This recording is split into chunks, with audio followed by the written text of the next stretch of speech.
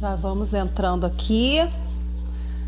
Daqui a pouquinho a gente vai começar a nossa live de hoje. Ó, a Maria Júlia já entrou. Todo mundo chegando. Vamos começar a nossa conversa. Aqui quem está falando é Gabriela Linhares, Brasil, Rio de Janeiro, Niterói.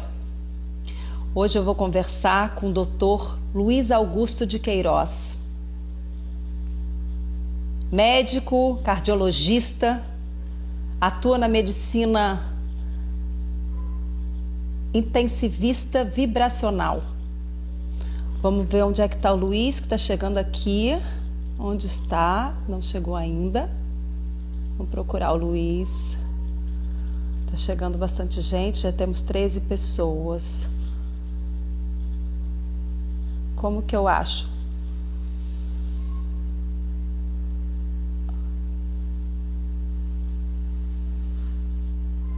Luiz deve estar aqui.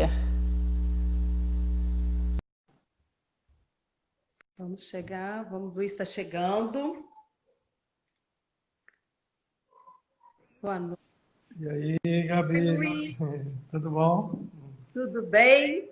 Tudo bom, tudo bem. Que bom que está aqui, estamos juntos. É uma felicidade plena compartilhar esse momento com você, meu amigo, meu irmão de jornada. Esse momento tão ímpar da existência. Né, Luiz? Eu acredito único, sabe, Gabi? Eu não sei se você está me ouvindo bem, se a minha voz está boa aí, se eu preciso fazer algum ajuste aí, tá tudo bem? Eu estou ouvindo perfeitamente. Tá, ótimo. Você está me ouvindo? Também estou te ouvindo muito bem. Mas é verdade, não é só um ímpar mesmo, no sentido único, né? Talvez na história da humanidade a gente tenha vivido, pelo menos a história conhecida, né?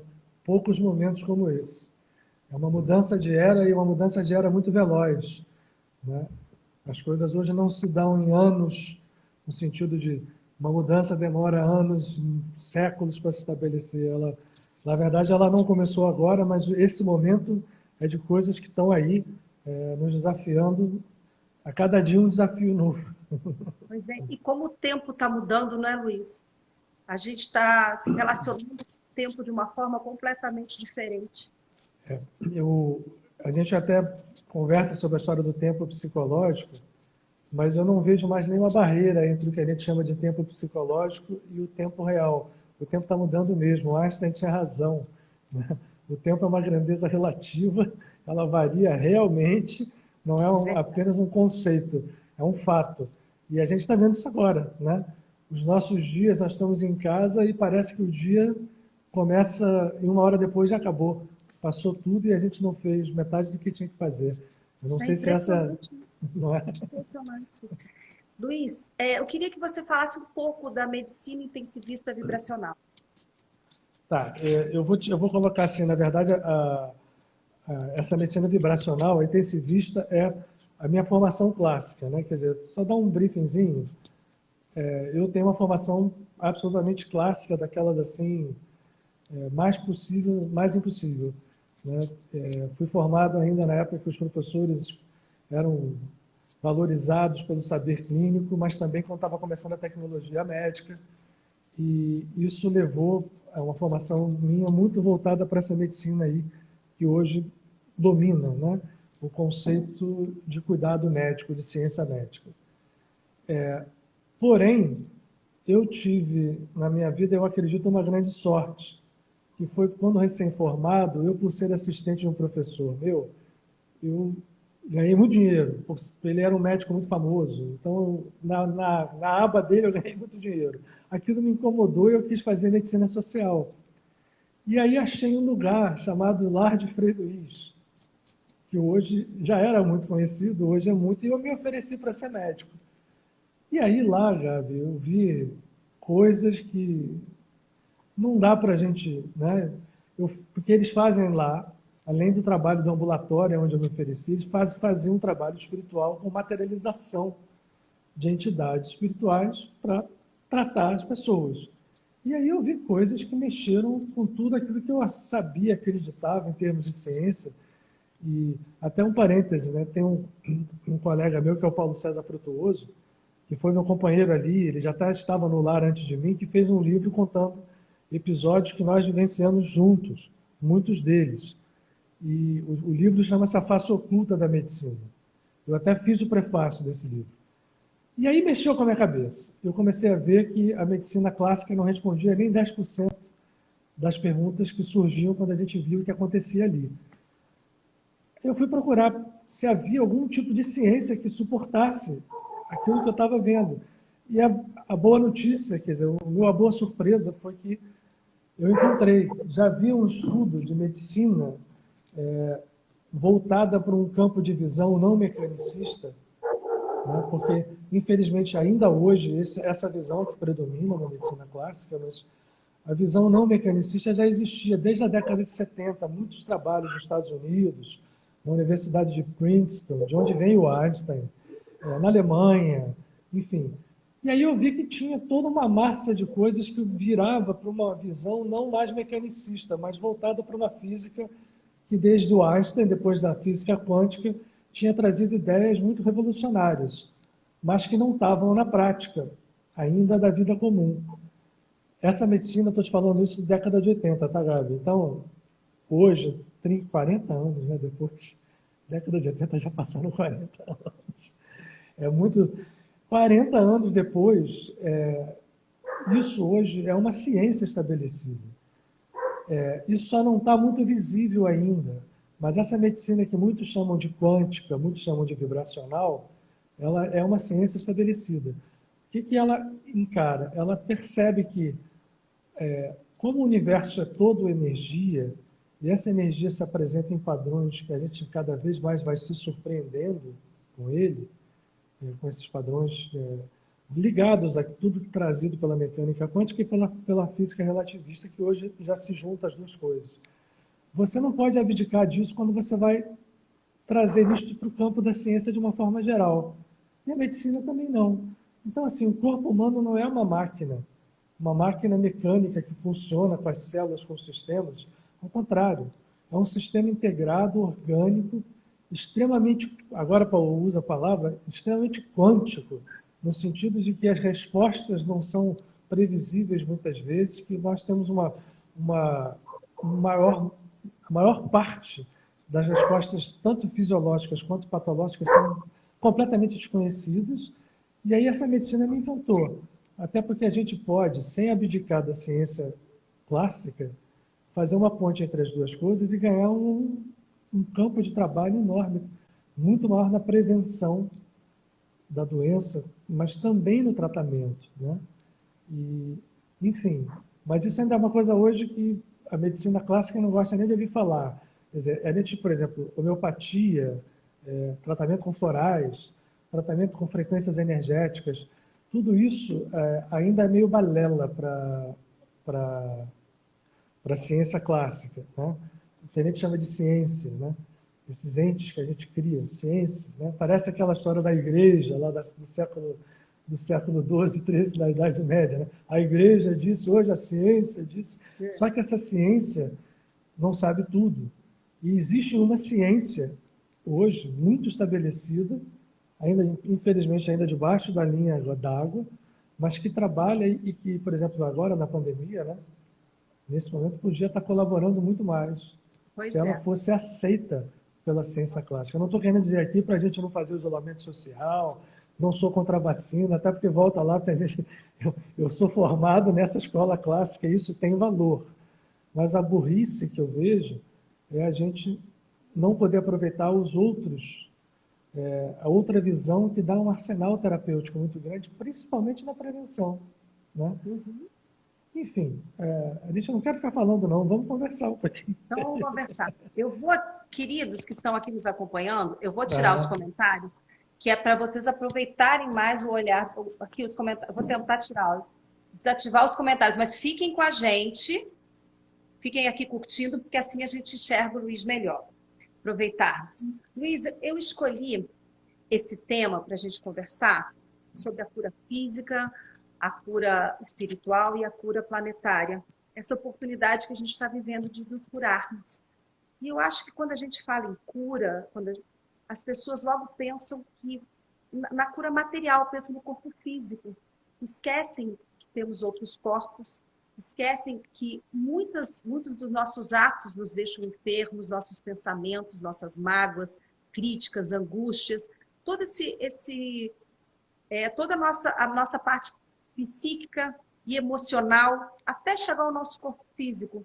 Então, a importância e assim, toda essa amplitude da palavra cura, é bom a gente falar sobre isso, e principalmente a oportunidade que nós estamos tendo agora, nessa pandemia, de nos curarmos. Verdade. E que oportunidade, né? Apesar da gente ver que depois do primeiro entusiasmo, quando todo mundo, né, se mobilizou, né, enfim, solidariedade, amor e tudo mais, com o tempo o ego começa a mostrar, o ego que eu quero dizer é aquela nossa parte que é iludida, que acredita que, enfim, ele é separado do mundo, toda essa visão que é contrária, ele começa a aparecer, né? E as sombras começam a vir, né, de todo lado. Então, isso fica muito claro, mas é uma oportunidade de, eu acho que, como eu repeti, talvez não tenhamos tido uma tão grande, pelo menos na história conhecida, para fazer essa cura, como você falou, Gabi.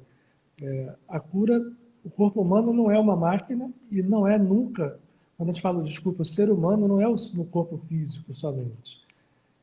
Hoje já está claro que nós não somos apenas essa estrutura, que toda a nossa constituição mais profunda, emocional, né?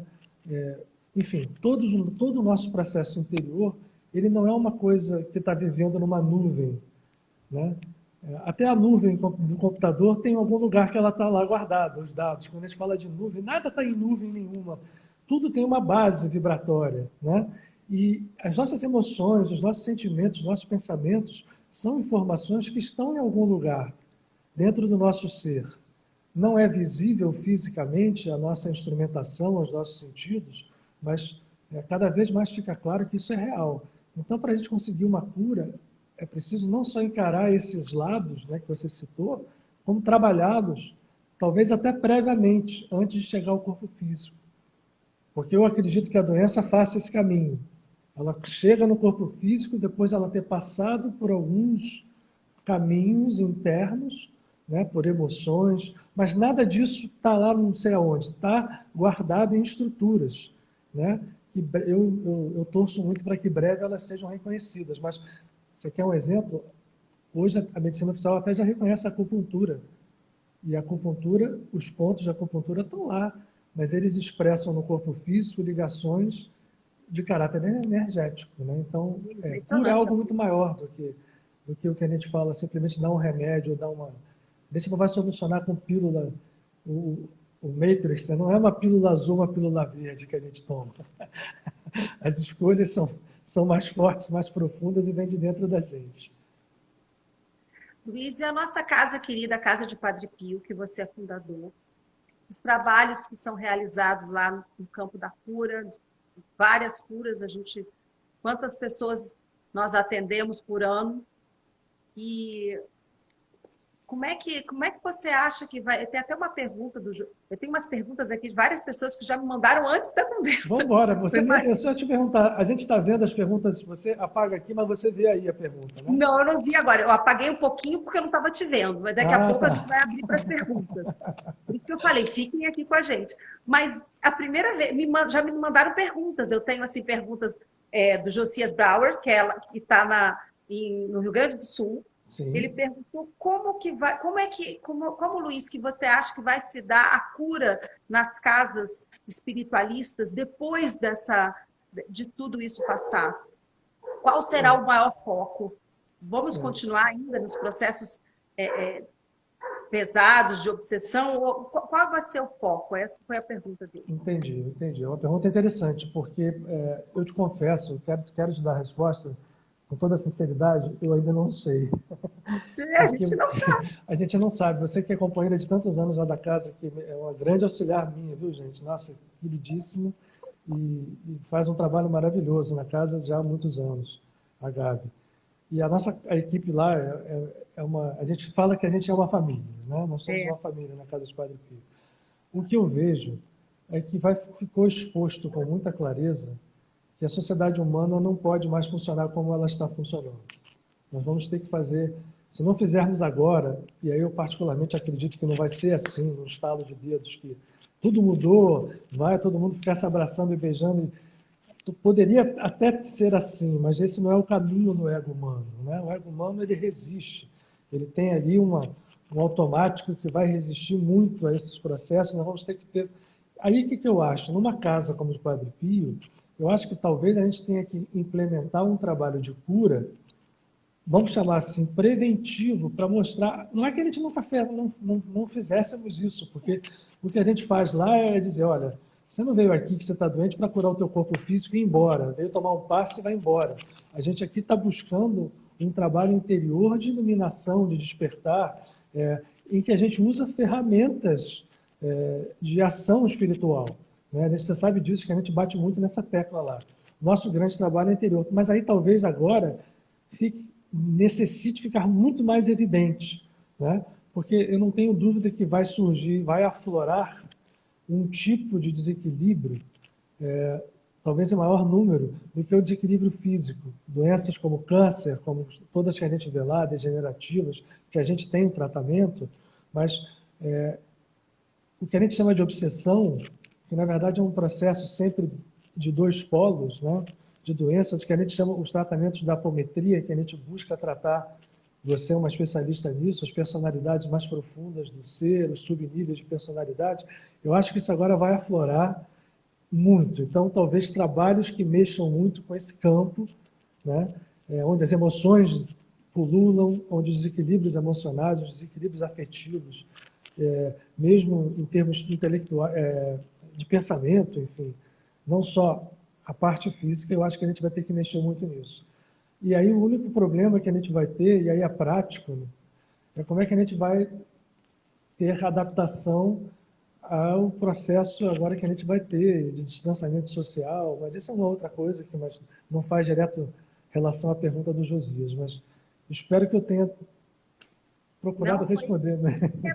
É uma pergunta que a gente, nesse momento que a gente está vivendo, de isolamento, a gente está tendo oportunidades muito, muito ímpares também, né? De se ver, de olhar para a pessoa que a gente, às vezes, está sendo obrigada a conviver com pessoas, né? Outros não, outros estão sozinhos. Algumas pessoas estão conseguindo trabalhar esse tempo, que a gente falou desse tempo tão relativo e tão diferente que a gente está vendo. Os tempos, a gente está percebendo o nosso tempo e o tempo, né? A gente precisa fazer o nosso tempo hoje, porque sim, quando a gente vê, o tempo já nos engoliu. Então, a gente está tendo a oportunidade de se espelhar, de se ver. E, Luiz, essa nossa sociedade, agora esse momento que a gente está vivendo tão difícil na política, tão difícil na parte moral da nossa sociedade, que às vezes a gente fica chocado com surpreso, coisas tão... né? Chocado, a palavra é essa, tem razão. Chocado, assim, era mal, o mundo era mal assim, as pessoas são tão más assim, às vezes eu olho, eu fico pasma. O que é isso, Luiz? Estava dentro da gente? Eu não tenho dúvida que estava, viu, Gabi? Infelizmente, esse processo, nós trazemos a polaridade dupla, né? Que a gente chama de bem e do mal conosco, porque essa é uma característica do ego. E é claro que a sociedade, em termos superficiais, isso não é ruim, porque isso se a gente comparar a nossa sociedade com a sociedade da Idade Média, o mundo piorou muito, mas, vamos lá, na Idade Antiga e na Idade Média, você podia andar com uma espada na cinta e você podia se desentender com alguém na rua e matar, e aquilo ia ter pouca repercussão, porque fazia parte do conceito aceitável, né? Hoje a gente não aceita isso. O que eu acho que aconteceu? Não houve uma solução real, porque as pessoas trabalham muito na superficialidade. É só você ver, para ter uma referência rápida, né? Nós somos presidente de uma nação lá no norte aqui do nosso continente que foi pousar com uma Bíblia na frente de uma igreja para falar de violência. Então, esse processo, a sociedade fez uma hábil, né, para usar o Freud, um mecanismo muito profundo de defesa, e a gente jogou lá para dentro todas essas coisas que agora estão vindo em evidência. Então, esse momento é único, porque está evidenciado que se a gente melhorou por um lado, como sociedade, a gente precisa melhorar muito ainda. Se nós melhoramos como pessoas, eu acredito sempre em evolução crescente, é preciso melhorar muito mais ainda, porque está mostrando que lá no fundo ainda tem muita coisa, e o que eu vejo agora é que está vindo para fora, né? As pessoas estão mostrando, infelizmente, aquelas coisas que estavam ali do lado, que estavam guardadas ou pela disciplina social, pela etiqueta social, pelo interesse, mas de repente, né, explodiu um egoísmo pessoal, um egoísmo coletivo, um egoísmo, tudo ao contrário do que parecia que a gente estava indo em direção, né? Se a gente pensar lá na década de 80, 70, com a contracultura, né, com a visão da espiritualidade vinda, a gente falou, puxa, o mundo vai acordar, né? E, de repente, né, uma reviravolta mostrando, não é tanto assim. Esses dois polos precisam se fundir, é preciso um despertar espiritual verdadeiro. Talvez seja essa a grande cura, né? E talvez seja essa a responsabilidade de todo mundo que, como eu acredito que não só nós aqui, nós estamos aqui, mas eu espero, tenho muita confiança que sejam muitos milhões de pessoas no planeta, essas pessoas que despertem, de alguma forma, montem uma rede de conexão que vá dando suporte a uma mudança verdadeira, né? Uma mudança que não seja só uma tinta que passou por cima de quando você raspou, mostrou a natureza da história que ainda precisava de muito, né? De muito remédio, de muita cura.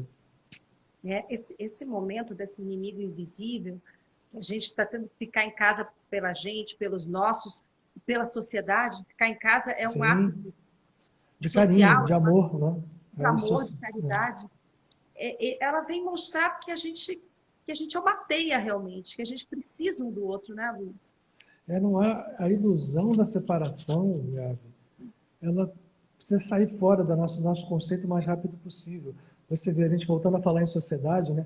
Existem loucuras hoje querendo voltar a orgulhos nacionais, a orgulhos, né? Países que antigamente eram países unidos se dividindo, né? A comunidade europeia agora querendo a gente desfazer a comunidade europeia, e pessoalmente também, o cada um por si, né? A concentração de riqueza absoluta que existe no mundo, mas esse processo todo fala também que não dá, parece assim, sabe aquela fera ferida que está tentando os últimos coisas, mas não dá mais, porque não tem como contestar essa conexão absoluta de tudo com tudo, né? Eu estava brincando outro dia, brincando não, muito sério, né?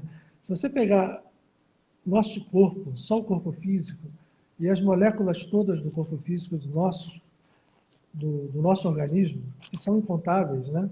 E aí mais ainda os átomos, né, que compõem essas moléculas, nós estamos compartilhando nesse momento átomos que passaram pelo corpo físico de todos os 7 bilhões de pessoas que viveram na Terra e de mais alguns seres.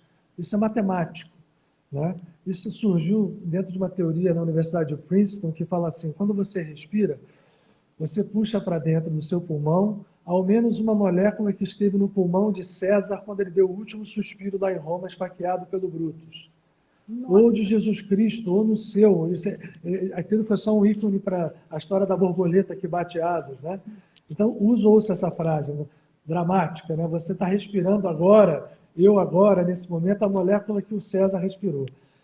E é verdade que eu compartilho no meu corpo agora uma molécula que esteve no seu, que esteve no corpo de todo mundo, de alguém na África, porque o que acontece? A Terra se recicla, né? O ar está sempre circulando, a gente respira esse ar, vem para a Terra, chove. Então, matematicamente, os cálculos levam que nós compartilhamos tudo, inclusive a nossa substância física, porque não há outra realidade além da unidade. No fundo, a gente não entende bem o que é unidade, né? Unidade não é só um individual. Existe um formado de várias coisas. Por exemplo, nós temos uma individualidade. Eu me chamo Luiz Augusto, né? Eu me reconheço, você, Gabriela. Só que a gente é composto de um universo de bilhões de seres, né? Que são as nossas células. Isso só para falar no corpo físico, né? Para não falar outras coisas. E isso é uma unidade. Mas é uma unidade composta de bilhões de coisas. Se a gente for fazer esse raciocínio, a nossa família é uma unidade, né? o nosso país, a humanidade, por que não o mundo ser uma unidade? Então, essa visão anti-globalização, essa história, a sociedade está mostrando a sua doença também, né? E aí eu acho que é muito legal. Talvez a grande mudança, Gabriela, passe, eu acredito profundamente, pela mudança que vai haver, estou dizendo como querendo ser profeta, dentro do mercado financeiro. Porque você veja hoje, o mercado financeiro hoje no mundo tem dinheiro suficiente. Se as pessoas tivessem outra visão, se não fossem egoístas, se entendessem que você fazer pelo outro é fazer por você, né? Que nada que você faz ao outro você não está deixando de fazer a você, porque aquilo é um movimento sempre de ida e volta, pode dar voltas longas, mas dará a volta, e voltará. E esse vírus está aí para isso, né, Luiz? Está bom para mostrar isso, você vê a rapidez com que ele se espalha, um bichinho que é um RNAzinho, fazendo esse estrago para mostrar, gente, olha só, o que vocês pensam que é grande não é grande, o pequeno pode ser muito maior do que isso. Então, né, uma coisa microscópica está ali, mostrando quão frágil. E não escolhe raça, não escolhe credo, nada. Não escolhe situação financeira. É democrático. E é para mostrar uma democracia que pode ser vista, se nós virmos a democracia de outro jeito, né? Se a gente entender que, por exemplo, é isso que eu estava falando, o mercado financeiro tem dinheiro hoje de sobra. Hoje, sei lá, o Brasil está gastando 85 bilhões, os Estados Unidos, o governo fazendo isso. Se os componentes do mercado financeiro pegassem o dinheiro que eles têm e fizessem movimentos para poder manter a sociedade toda com isolamento social, dando recursos mínimos para estabelecer uma renda mínima para pessoas, isso seria feito assim, ó. Teria dinheiro de sobra para fazer isso, sem recessão de país nenhum, ao contrário, né? Isso estimularia a economia, porque as pessoas que receberiam dinheiro poderiam comprar seus bens lá, e isso estimula a economia, mas o egoísmo está no seu grau máximo, eu acho, hoje, num grau muito sofisticado, mas no grau máximo. Aí você tem razão. O que vai acontecer? Né? Eu não acho que isso seja um castigo de Deus, né? Não tem nenhum Deus sentado de barba castigando. É um processo criado pela própria sociedade, né? Por aqueles constituintes nossos que a gente diz que não existem ou que estão em algum lugar em nuvem. Né? Pensamento é coisa, é palpável, sentimento é coisa, tudo é coisa. No sentido que pode ser que a gente não veja, não encoste, não pegue, mas é coisa. E a gente não cuida deles, né? Exatamente. E ficamos doentes pessoalmente, porque não cuidamos nem de sentimento, nem de emoção, nem de pensamento, né? Essas coisas vão se transformando, né, em processos desarmônicos, e ficamos doentes socialmente também, né? Porque o egoísmo social gera violência, e a violência ela vem sempre, eu tenho essa teoria, ela vem sempre do alto para baixo, a violência vem sempre da opressão, né? Ela vem sempre da escravização, entre aspas, daquele do outro, que é a grande doença do ego, né? Comandar, controlar, dominar, né? Escravizar, né? E esse conceito vale para qualquer coisa. Relacionamento pessoal, profissional, enfim, tudo. Mas estou falando muito, Gabriela, por favor. Não, tá ótimo, Dina. Luiz, agora, assim, a gente está nesse período de isolamento, a gente está pensando muito mais, a gente está... muitas doenças estão aparecendo de ordem psicológica, né, espiritual. E o planeta, como é que está o planeta nesse momento, Luiz? Nosso planeta, a gente um pouquinho mais distanciado, o nosso planeta está se regenerando? Pois é, essa é uma grande questão. Você vê várias escolas espirituais, né, falarem disso. Eu acho que está, viu? Se você quer dizer, eu sinceramente acho que está. Eu não gosto de profecias, eu não gosto de gente que fica dizendo que vai acontecer isso, vai acontecer aquilo, porque aí, pela minha formação, eu não falei um pouquinho, fazendo a minha formação de medicina, eu adoro matemática e adoro física, então eu estudei realmente física quântica, né, nas suas diversas formas de ser encarada, porque não tem uma só, não. Dentro da ciência tem muitas. E uma delas, eu gosto muito, é da gente entender que existem muitos futuros possíveis. Talvez já lá, todos prontos. mas não é um só, né? Então, quando eu acho assim, nós estamos nos regenerando sim, mas essa regeneração ela é muito dinâmica. Ela vai depender muito dos nossos movimentos que nós estamos fazendo agora, né? Então, se a gente deixar para lá, tipo, peraí, fez a vacina, né? Beleza, curou esse vírus aqui, vamos todo mundo voltar ao que era, no sentido de que o egoísmo é o mesmo, quero saber mais de ninguém, os invisíveis que apareceram voltem para a invisibilidade, né? Porque ficou famoso. O Brasil tinha não sei quantos milhões de invisíveis. Que isso, gente? Todo mundo sabia que a gente não era nada invisível. Ela estava ali na nossa porta, todos os dias, toda hora, né? E aí, volta todo mundo para ali e vamos curtir a nossa vida. Não vai dar mais.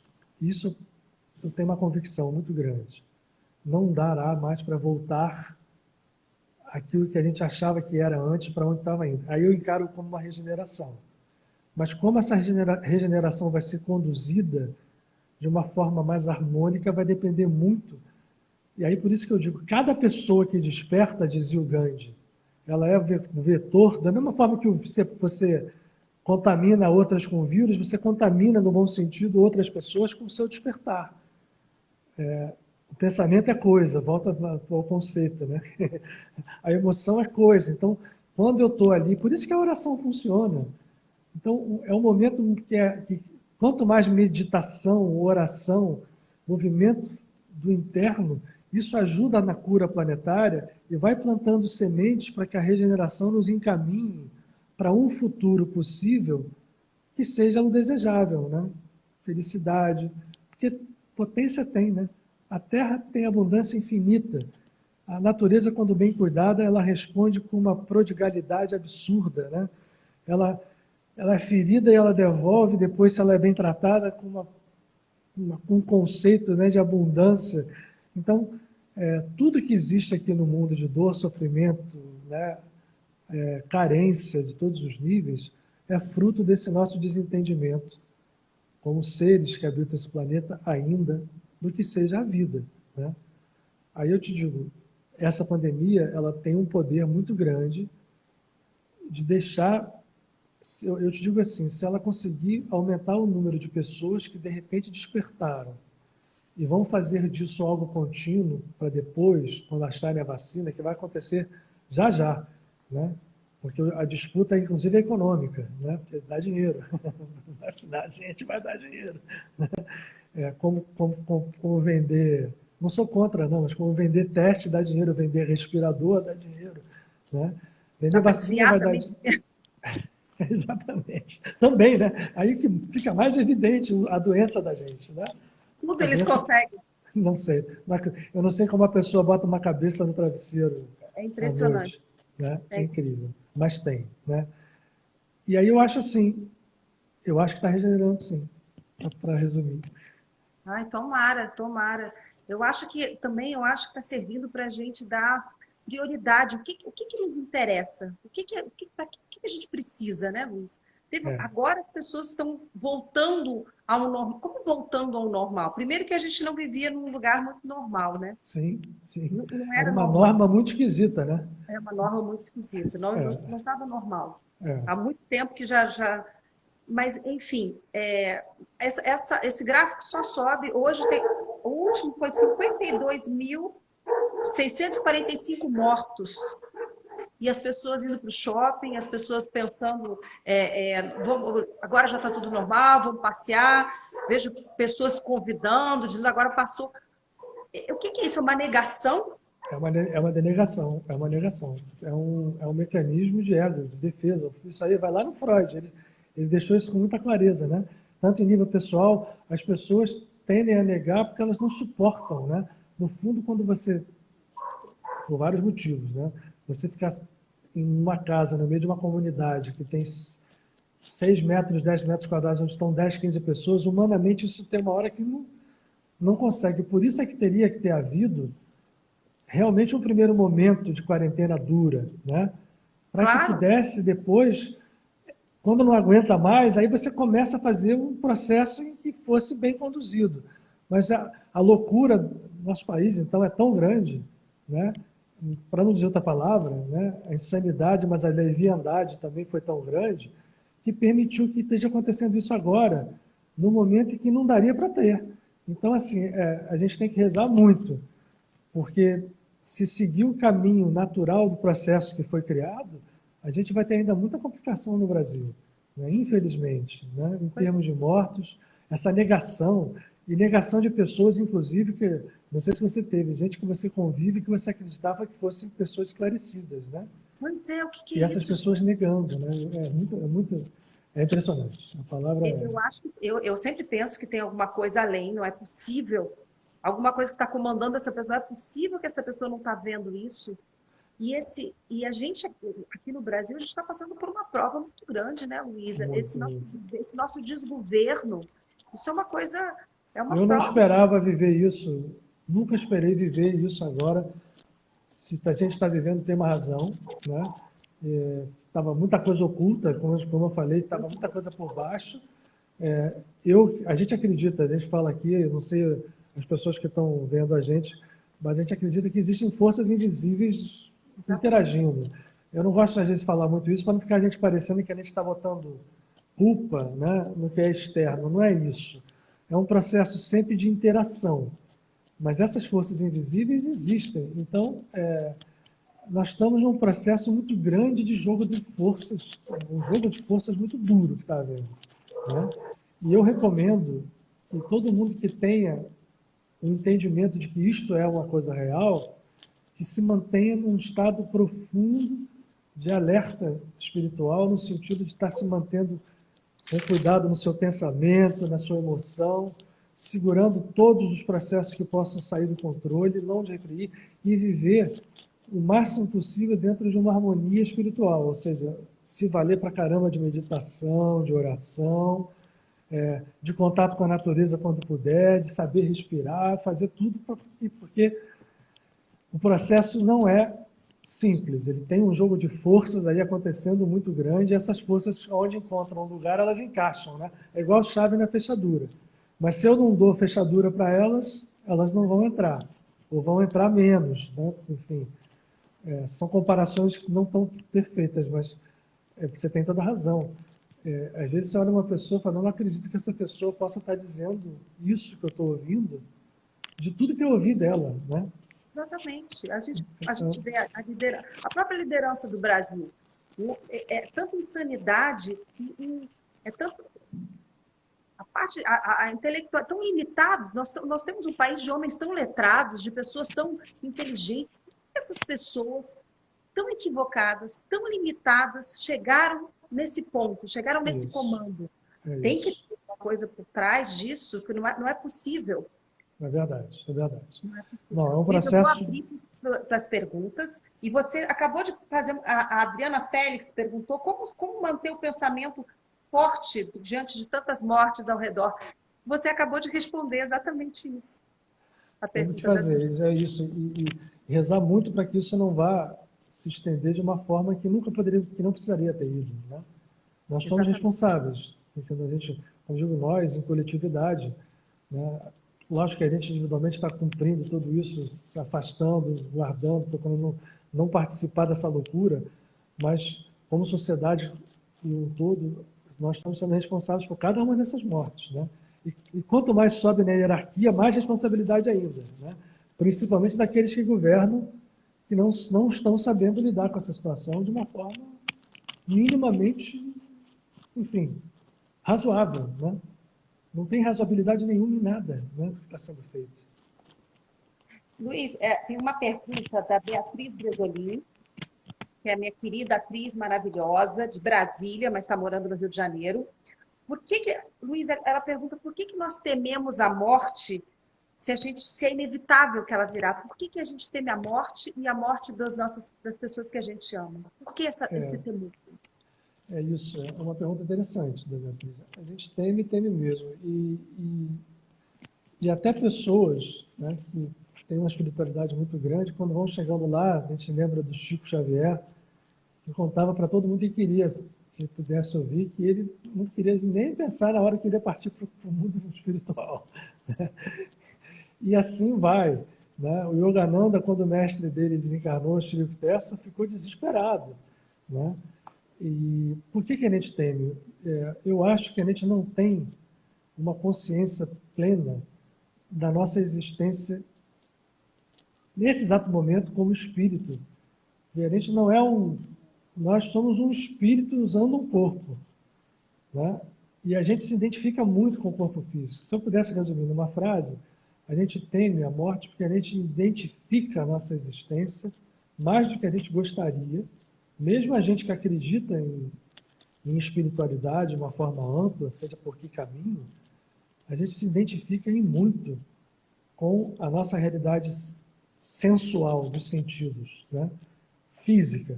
Então, acaba que a gente se identifica com o corpo físico. Então, quando aquele corpo físico desliga, a gente teme, né, o desconhecido, enfim, ou teme que alguém vá também, os nossos entes queridos. Esse medo aparece como um grande sinal de que a gente ainda vive na ilusão do ego.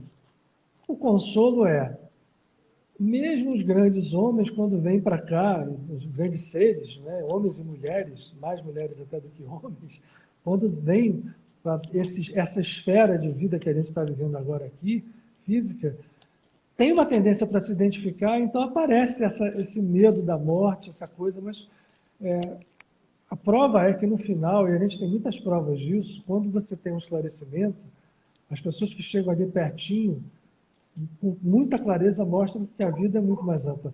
Vamos falar de um santo que há pouco tempo, Antônio de Pádua, né, que eu até fiz uma live, né, semana retrasada falando dele. Ele, quando estava para desencarnar, ele estava muito doente, ele pediu para ser levado de carro de boi até Pádua. E não deu, parou no meio do caminho. Aí o pessoal ficou muito preocupado, falou assim, não, me deixa que eu estou vendo. Aí começou a descrever quem ele estava vendo. Até Jesus ele viu. Né? E ali na hora ele foi embora, uma tranquilidade absoluta. Né? Então, a gente tem muita prova de que isso que a gente chama morte não existe. Só que lá na hora de experimentar, a gente ainda está muito identificado com o corpo. A resposta para ela é, a gente ainda está muito identificado com o nosso corpo e a realidade, entre aspas, física. Né? Por isso a gente teme. Ótimo. Eu tenho mais uma pergunta. A pergunta da Camila Carvalho. A Camila é atriz também, está lá no GEM, lá no desenvolvimento. Sim. Ela botou que de tempos em tempos acontece uma pandemia, que essa já era prevista pela ciência. Como é que isso acontece no plano espiritual? Existiu uma preparação? Boa pergunta. Na verdade é assim. Vamos entrar um pouquinho mais profundo, que eu estou vendo aqui, que imagino que todas as pessoas que estejam aqui conosco, elas têm uma noção. O vírus não surge do nada. Né? É uma preparação, que deixa eu ver se eu entendo isso. Para não parecer que a gente está acreditando que haja uma preparação no sentido de uma punição. Isso, para mim, eu não concordo, não existe. O fato acontece em decorrência de uma interação de fatores, de causas que são geradas muito longe. Então, uma pandemia, ela, por um vírus, quer dizer, quando qualquer infecção vai surgir, o que é o vírus? O vírus é um filete de RNA ou de DNA encapsulado ou não. Alguns até nem têm. Tem gente que diz que o vírus não é vivo, mas ele é uma força vibratória.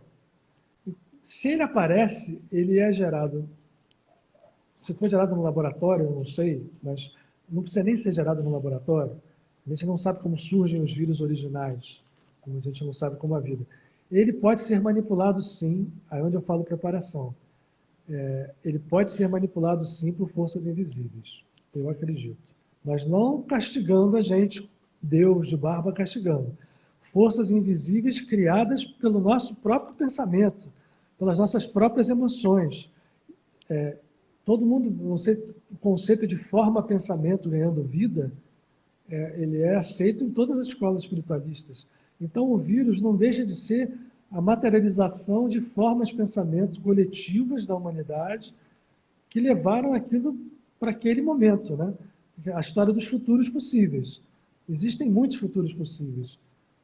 Nós nos conduzimos ao longo do tempo, sei lá de quanto tempo para cá, de modo que essa pandemia acabou acontecendo, se precipitou. O vírus veio vindo do laboratório, vindo do morcego ou da natureza, ele acoplou a informação dessas forças geradas pelo desequilíbrio humano, né? E que veio bater como um bumerangue que a gente lançou em algum momento para frente, sem ter noção, né? Porque ninguém queria que isso acontecesse, mas a gente trabalhou muito duro para isso, né? Cada coisa, pensamento que a gente manda desequilibrado é uma força que pode se materializar num vírus ou qualquer outra coisa, né? Que seja fruto dela, né? E vamos ver se tem mais umas perguntas. Eu não estou conseguindo ver, mas assim, e aí a Camila mesmo pergunta sobre quais são as preparações do campo espiritual superior. O que o campo espiritual superior, as preparações para que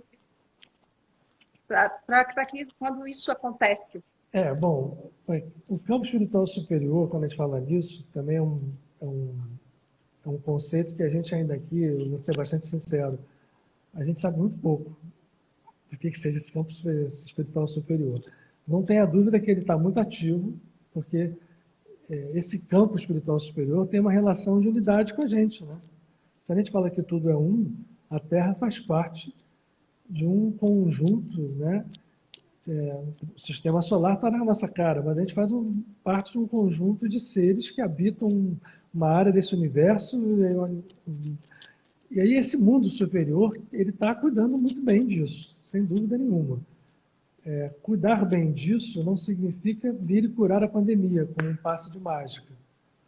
Cuidar bem disso significa fazer um trabalho mais profundo, em função da cura profunda. Sim, certamente, à medida em que a gente trabalhe, por isso que é importante que eu diga, cada uma pessoa que desperta é fundamental, cada uma pessoa que se integre nesse processo de teia é fundamental, porque permite, se tem uma força invisível que vem tentar prejudicar e meter a chave numa fechadura que a gente abre para ela, existe também uma força invisível que vem para tentar levar para o lado da regeneração, trabalhar nisso. E eles estão trabalhando muito forte nisso. O que eu acho que o mundo invisível superior está fazendo hoje é tentar fazer quem está com o pé aqui na Terra material, né, despertar com o tempo de aproveitar esse processo para que ele seja efetivamente uma oportunidade aproveitada, né, aproveitar essa oportunidade de uma forma harmônica, crescente, luminosa, né? O nosso grande trabalho aqui é criar uma sociedade feliz, é sermos felizes como um todo, né? E, portanto, talvez o mundo invisível hoje, o que eles mais trabalhem, talvez tenham deixado acontecer. Eu estou teorizando aqui, né? Essa bagunça toda que a gente está vendo, tipo, vem para fora, deixa vir tudo para fora, e agora vamos ver como é que as próprias pessoas lidam e vamos dar força para quem está tentando lidar bem, né? Então, se o católico está fazendo a sua oração, se o budista está fazendo a sua meditação, que seja assim, muito assim. Se o ateu, que não acredita em nada, mas ainda assim... pensamento firme, né? Exatamente, está ali trabalhando, solidário, isso faz parte de um conjunto de humanidade que tem que sair do outro lado melhor, gente, né? E a gente tem essa oportunidade, essa responsabilidade. Ninguém eu sou um cara sozinho, ou uma pessoa sozinha no mundo, e não posso fazer nada. Não, não, não. O que a gente mexer aqui, mexe em cima. Todas as escolas falam isso, né? Todas, todas. A Marília aqui está perguntando, como médico, você não acredita na manipulação do vírus? Olha só, Marília, eu acredito. Eu acho só que o fato da gente... Até porque o vírus pode ser manipulado, sim, pode ser criado no laboratório. Hoje em dia se pode fazer isso. Se foi, o que eu acho assim? O resultado prático para a humanidade, se foi feito no laboratório, se ele veio da natureza pura e simplesmente apenas fruto da nossa criação vibratória, né, com materialização de um processo, o efeito prático é o mesmo. E, no fundo, se um laboratório foi lá e manipulou e esse vírus se espalhou como espalhou, aí eu vou entrar um pouquinho dentro dessa visão médica lá do início que eu te falei, né? A gente não conhece nada, eu tenho visto as pessoas da ciência, como eu te falei, né, que é a igreja, essa ciência oficial, refutar e querer botar de lado certas visões que poderiam, e eu tenho convicção que poderão, ajudar muito em episódios futuros. Porque ninguém conhece o sistema imunológico ainda. Então, eu vi um artigo no jornal hoje absurdo de uma cientista dizendo assim, só tem uma coisa que aumenta o sistema imunológico, que é a vacina. Ou então, você viver bem, fazer exercício físico, essas outras bobagens não funcionam. Isso é uma bobagem, né? Porque um vírus, por que você que eu digo não, você qualquer, né, contrai ou não contrai? Não é? Ah, porque eu tenho uma imunidade. Só que isso, para essa ciência toda hoje empavonada, ainda é um grande mistério. Existe imunidade em vários graus, né? Mesmo hoje na ciência física a gente conhece isso, mas a homeopatia já conhecia isso há 2 séculos, né? A acupuntura também, por que a gente não aproveitar esse conhecimento, que é científico, cada vez mais, e juntá-lo, né? Seria um grande aprendizado, né? Se a medicina oficial tivesse a humildade, né, de chegar e falar, vamos agora ver aqui como é que a gente pode fazer com que as pessoas se tornem imunes ao vírus. Porque, vamos pensar bem, uma boa parte, a maior parte das pessoas talvez vai ter contato com esse vírus e não vai ter nada. Não vai ficar nem assintomático, ela não vai nem... Então, o que faz isso acontecer num e não acontecer no outro? Não é um processo puramente mecânico, né? A pergunta era a manipulação do vírus, a gente derivou para isso. Mas eu digo assim, eu acredito sim. Eu só não acho que valorizar isso agora, foi manipulado, então foi a China, isso só dá confusão. Se foi a China que fez, está feito. E se isso aconteceu porque a China fez, é porque a sociedade como um todo abriu brecha para isso. Então, assim, o efeito prático, eu acho, é a gente trabalhar isso como um ensinamento, como um desafio, como algo a ser vencido lá do fundo para a superfície. E uma força do pensamento, né, Luiz, que também trabalha toda a nossa imunidade. A gente precisa... Hoje existe, sem o pensamento, o medo, por exemplo, a emoção do medo. Eu não gosto de falar muito isso, porque tem uns malucos aí, até na área governamental, usando isso como argumento. Então, para não ser confundido com isso, né? Não tem medo nenhum. Aí vai para a rua, bota um boné e fala, não é isso, nada disso, né? O que a gente fala de medo é um medo realmente que... Existe uma área hoje chamada psiconeuroimunologia, para mostrar que a imunologia, que o sistema imune está tanto ligado ao nosso aparelho neurológico quanto ao nosso sistema psicológico. Isso nós estamos falando da medicina clássica, né? Quando eu fiz faculdade, isso não era nem cogitado. Se eu falasse isso em sala, até uma vez eu falei algo parecido, meu professor na faculdade de medicina brigou comigo, eu tive que sair da sala porque falávamos de coisas parecidas com isso. Mas o que acontece? O medo, ele deprime a produção de células de defesa. Existem substâncias neuroendócrinas que são formadas com o medo.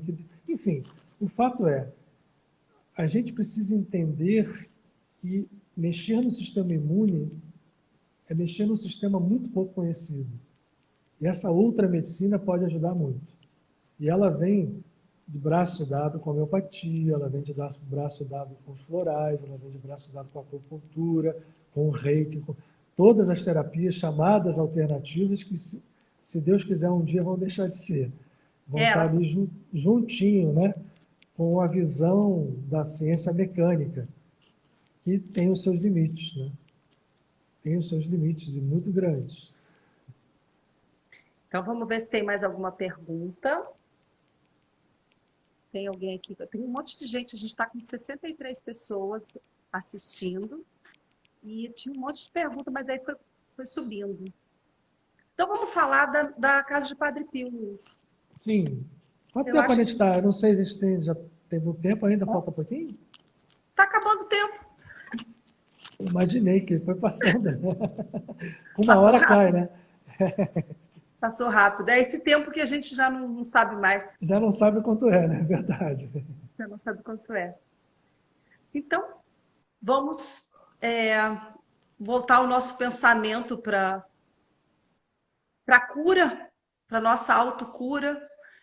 É importante a gente lembrar as pessoas que nós não estamos no final de uma pandemia, nós não sabemos nem se estamos no meio, ainda estamos subindo. É importante que as pessoas fiquem em casa, né, Luiz? É um ato de caridade, é um ato de amor. Aqui tem mais... Aqui tem alguém falando que o marido... Falando que alguém falava já disso, falava né? do espiritismo. É isso. É uma coisa que já vem da década, eu falei, não sei se eu não vi o nome da pessoa, se ela entrou, quando a gente falava da década de 70 para cá, isso ficou muito forte na medicina, né? Vindo lá, fora do Brasil, inclusive. Né? Hoje até já tem gente aqui dentro já estabelecida. Mas... Não te cortei, então, querida. Então, Luiz, foi maravilhosa a conversa. Vamos marcar uma outra e fico muito, muito feliz em te ver. Assim, a gente mata um pouco a saudade, dividimos os seus ensinamentos, que são sempre muito edificantes, esclarecedores e iluminados. Querida, obrigado. Eu que te agradeço, né? Enfim, e a gente está com um trabalho tão grande lá na casa, fazendo há muitos anos, e tenho certeza que vamos continuar fazendo ainda por muito tempo ainda. E a gente está com live toda terça, às 20 horas, e quinta-feira. Quinta-feira eu vou falar com uma professora ela foi professora da PUC, hoje ela é professora da UFRJ? A Cássia Tavares. Cássia Tavares é doutora em ética. Nós vamos falar sobre agressão doméstica. Uau, tema fundamental. Ainda mais agora, né, Gabriela? Ainda mais tudo agora. Isso que machuca e que fica, né? As dores que ficam na alma das mulheres. Isso. E no inconsciente coletivo da mulher, que a gente sofre com isso muito. E isso é um dos grandes sintomas da doença coletiva, né? Esse é um dos grandes sintomas. E a gente precisa curar isso também, né? Então, eu quero convidar todos vocês para quinta-feira e agradecer. Luiz, muito obrigada. Muita luz e vamos à cura. Nós estamos vamos nós. Obrigado, querida. Obrigado. Beijo. Grande beijo, gente. Beijão. A todos. Obrigado pela paciência. Obrigada. Tchau. Tchau, gente. Opa, eu não sei nem como é que você erra. Tchau. Aqui. Beijos.